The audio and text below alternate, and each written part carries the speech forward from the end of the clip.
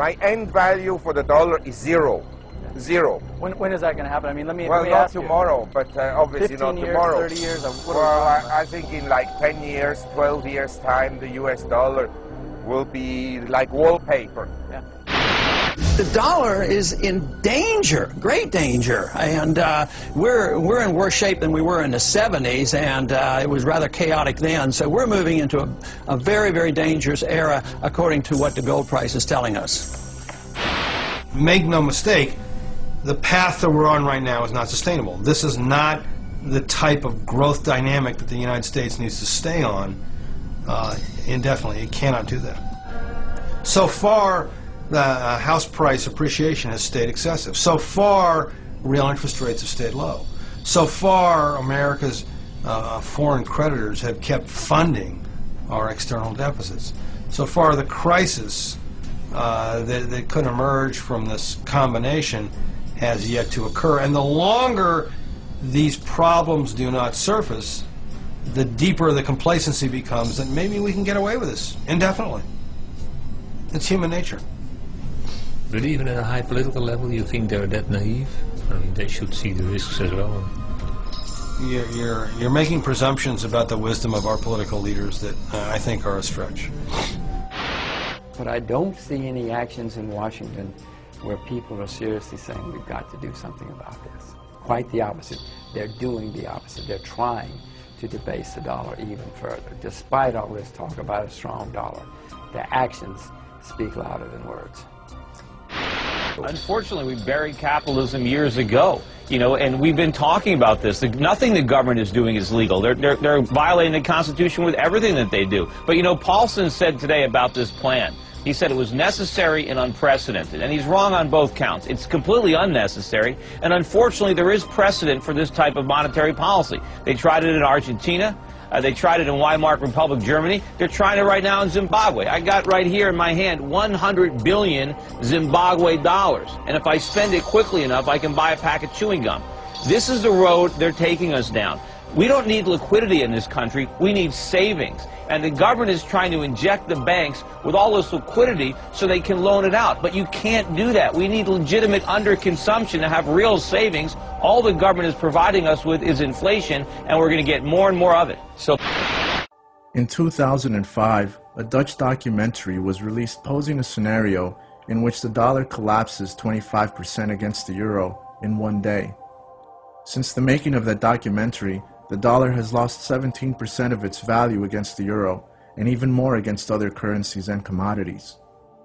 At the time of the documentary, the US government was borrowing $3 billion per day to finance its spending. Today, the government is borrowing and printing close to $5 billion per day. The US national debt is now over $12 trillion, and US unfunded liabilities now add up to $106 trillion. To put this in perspective, the US collects about $2 trillion in tax revenue. This would make the national debt 6 times larger than what the government collects in taxes, and it would make the unfunded liabilities more than 50 times larger than the US federal tax revenue. In all past cases of high inflation or hyperinflation, the main cause was too much government and national debt, which causes governments to print money in order to service the debts. Over the past 30 years, many governments have irresponsibly wiped out their nation's currencies and the wealth of their citizens.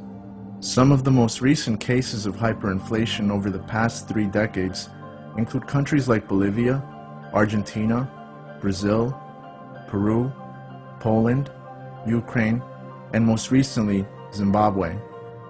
The script of an inflationary movie is always the same.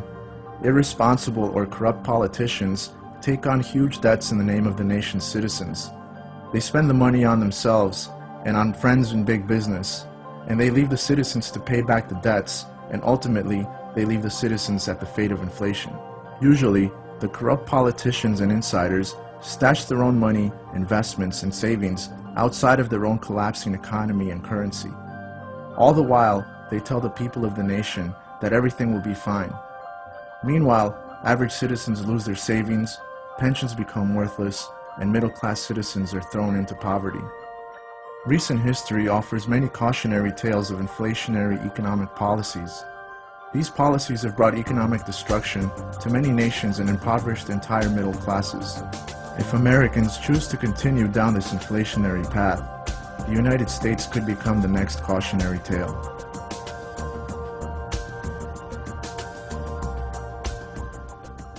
Bolivia.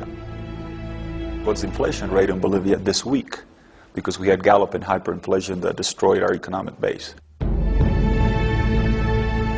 We found that Bolivia was the 7th highest inflation in the history of man. 23,500%. Prices increased by the hour. The root of the problem was government finances. The government was spending 30 times more than it received in taxes. For decades, they just printed money. They collected no taxes. If you can't collect taxes, you have to make money up somehow, and so you just printed it. Bolivia was a basket case. We were considered hopeless. We had help from nobody. We were totally alone. The World Bank had closed its office. The IMF had pulled out its representative. And the American government and other friendly nations wouldn't answer the telephones.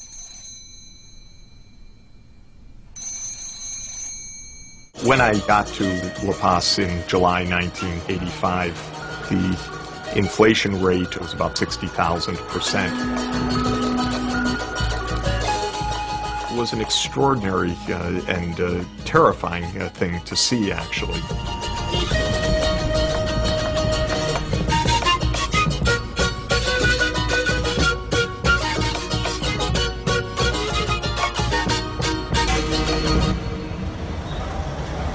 It was a society at the edge of the precipice.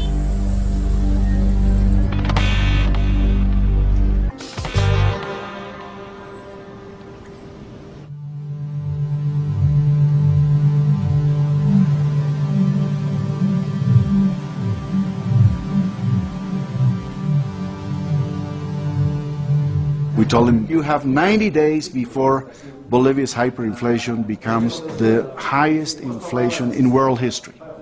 So he told us, okay, you have 20 days, you have to start working now. There was a big discussion whether you could stop hyperinflation or inflation period by taking gradual steps. In this, Jeff Sachs was influential. He's had all this gradual stuff that just doesn't work.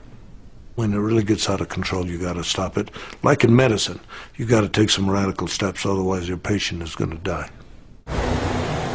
In August 1985, Goni went public with a program called shock therapy. It caught everybody by surprise. It had great credibility. It was a shock. Shock therapy spelled the death of dependency theory. Government spending was slashed. Price controls were scrapped. Import tariffs were cut. Government budgets were balanced. We didn't use highly sophisticated economic theory to deal with hyperinflation. We just use very simple things, such as from now on the government will only spend what it gets. You get 1 peso, spend 1 peso. You get 2 pesos, spend 2 pesos. If we don't have it, we don't spend it.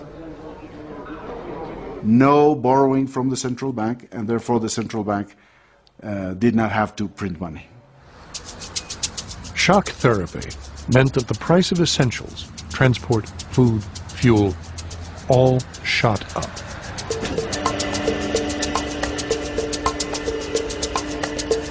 Until then, people had thought that only a military dictatorship like Chile's could impose such tough measures without tearing society apart.